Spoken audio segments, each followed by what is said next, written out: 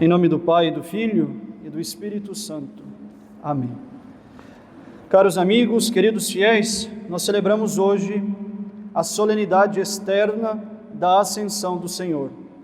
Quinta-feira, completaram-se 40 dias da ressurreição do Senhor. E de 40 dias depois de ressuscitado, o Senhor sobe aos céus, volta ao Pai.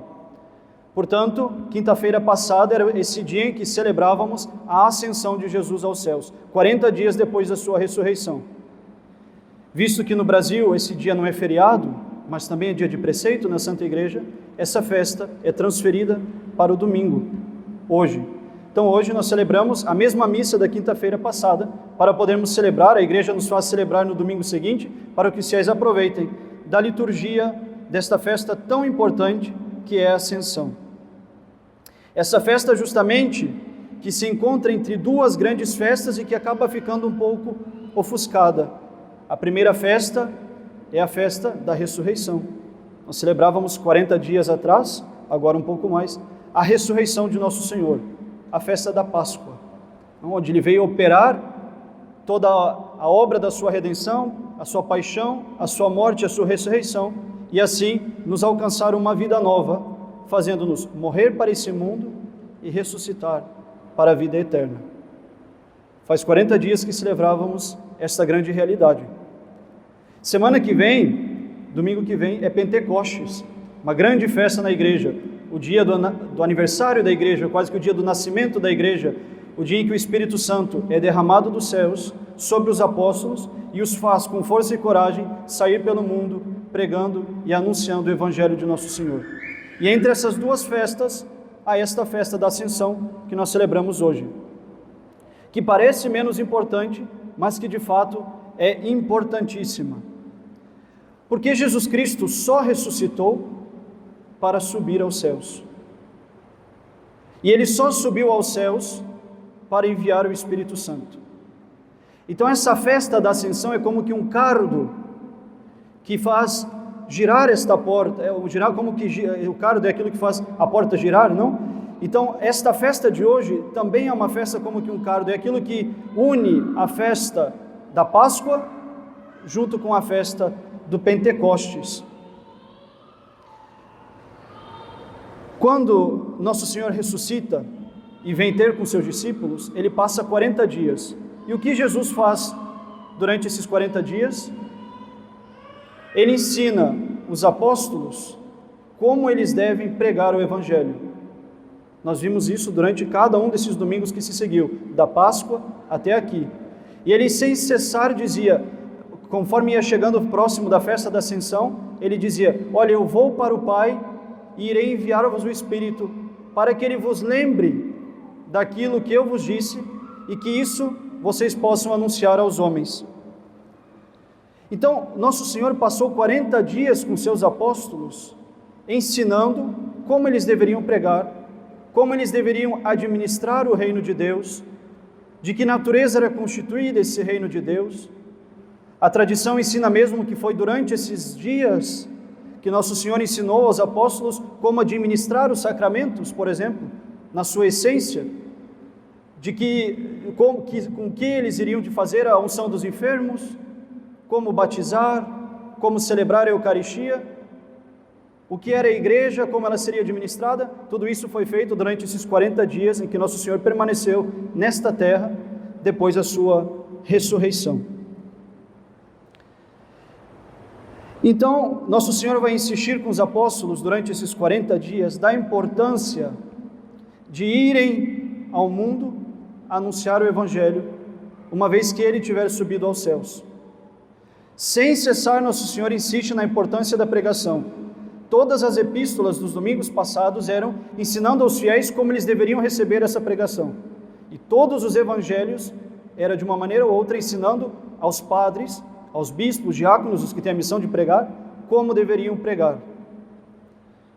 Porque, como diz Nosso Senhor no Evangelho de hoje, quem crer e for batizado será salvo. Quem não crer será condenado.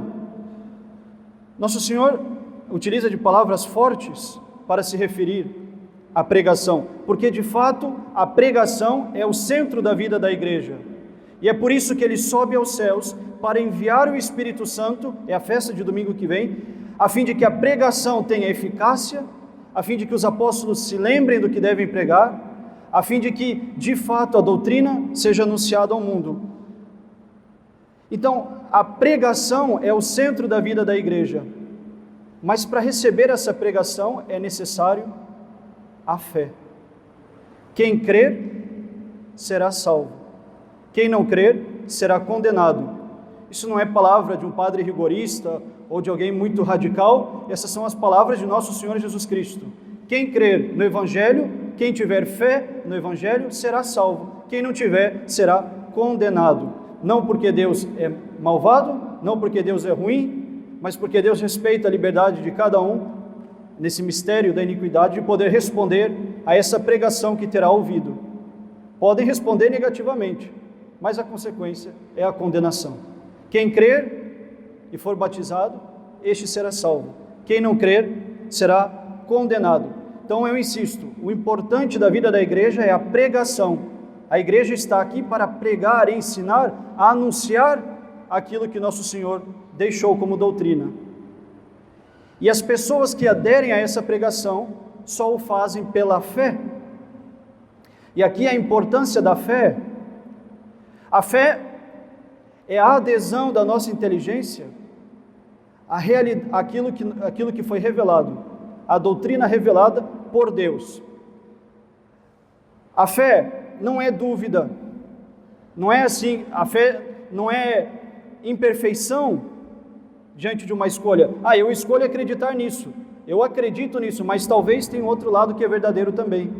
Não, fé não é dúvida, fé não é incerteza, fé não é falta de segurança, fé não é assim, mas talvez poderia ser de outra maneira.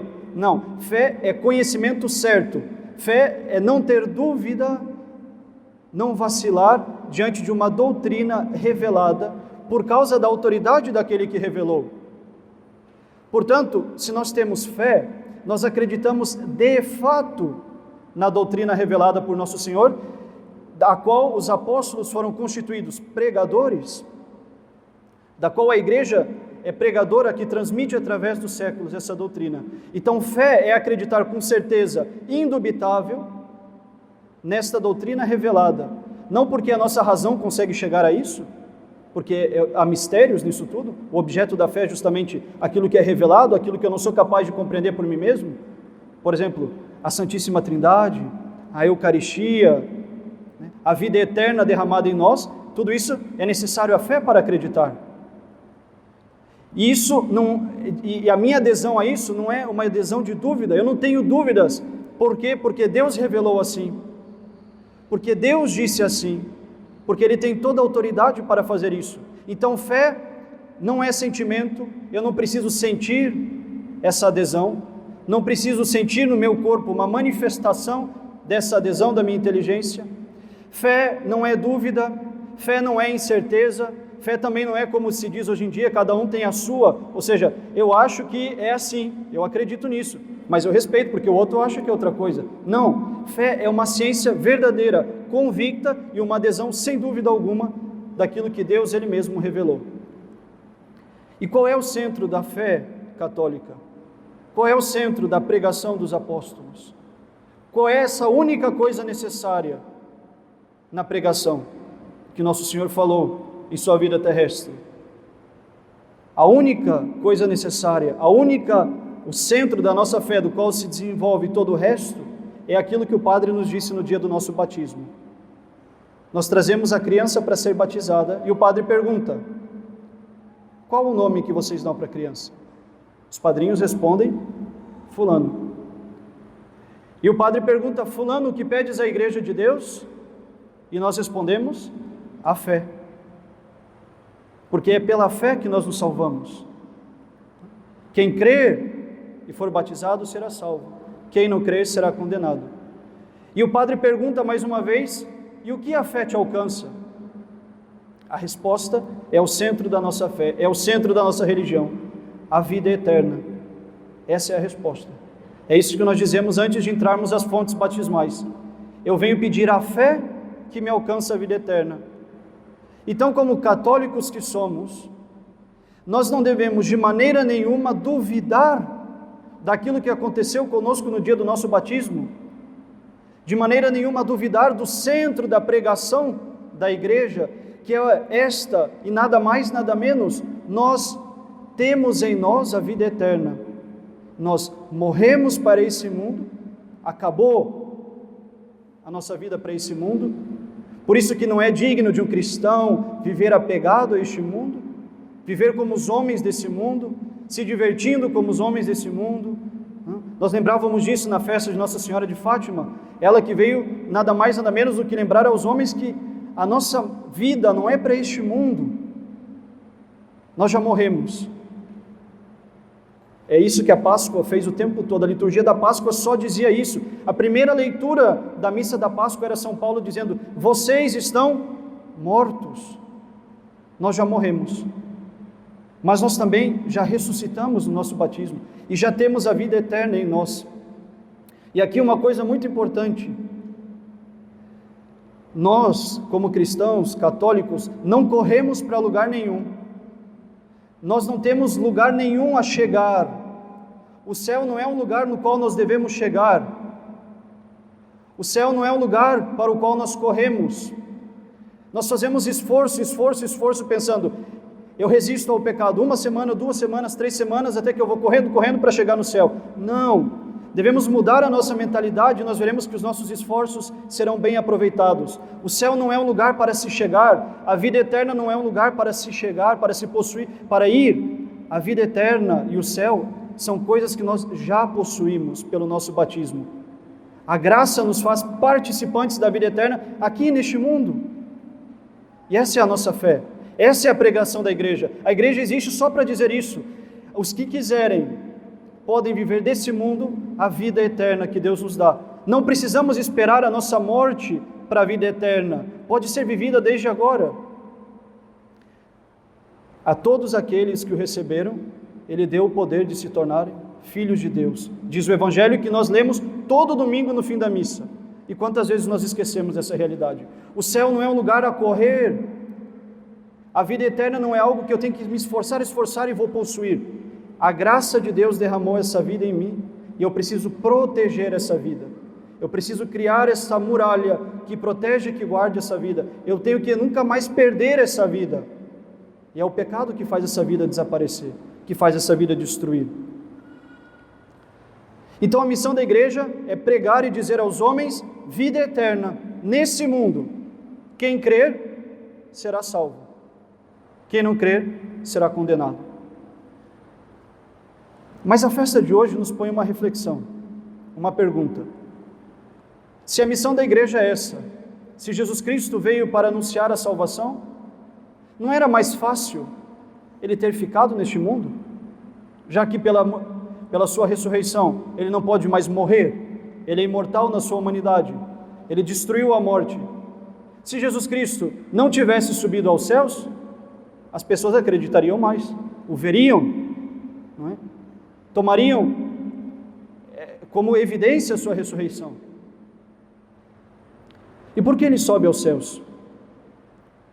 A resposta vem: porque essa festa? Não, então, porque essa festa que celebramos, vejam, o Círio Pascal está apagado, ele é a imagem do Cristo ressuscitado, é símbolo do Cristo ressuscitado, que nas trevas da noite, inclusive do Sábado Santo, iluminou o mundo, entrou iluminado por essa igreja, que foi iluminado e do qual as velas dos fiéis se iluminaram. Ele é a luz do mundo, o Cristo ressuscitado. Hoje Ele subiu aos céus, o Círio Pascal está apagado, como imagem do Cristo ressuscitado que não está mais conosco.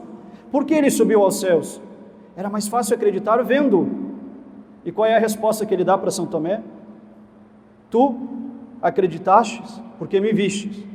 Felizes os que creem ser ter visto. Jesus vai e se esconde no céu, de uma certa maneira, de propósito. Porque há muito mais mérito acreditar pela fé. Há muito mais liberdade quando nós acreditamos, e lembrem, fé, acreditar não é duvidar, acreditar não é a possibilidade de que a outra opinião também esteja certa, de que nada disso nunca existiu. Não, acreditar pela fé. Há muito mais mérito, há muito mais liberdade, há muito mais amor e caridade envolvidos nisso, num ato de acreditar pela fé. Então nosso Senhor se esconde nos céus, sobe aos céus, que é para nos fazer acreditar pela fé. Felizes os que creem sem ter visto. Por isso ele se vai, que é para não ser visto. E quando ele desce na Eucaristia, ele se esconde na aparência de pão e de vinho, nos acidentes do pão e do vinho, que é para não ser visto.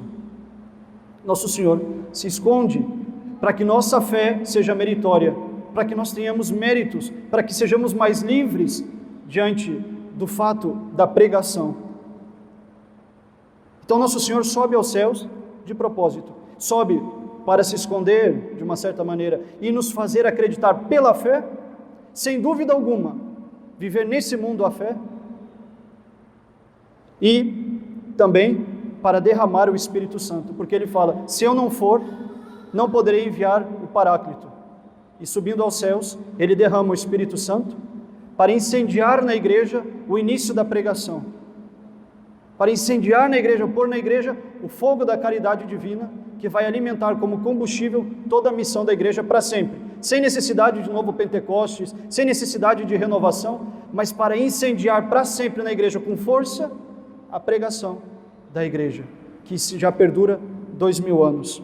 Então nosso Senhor sobe para se esconder aos nossos olhos e fazer que a nossa fé seja frutífera diante da pregação, seja mais livre, seja de fato mais meritória, e sobe para enviar o Espírito Santo e confirmar a igreja na sua missão.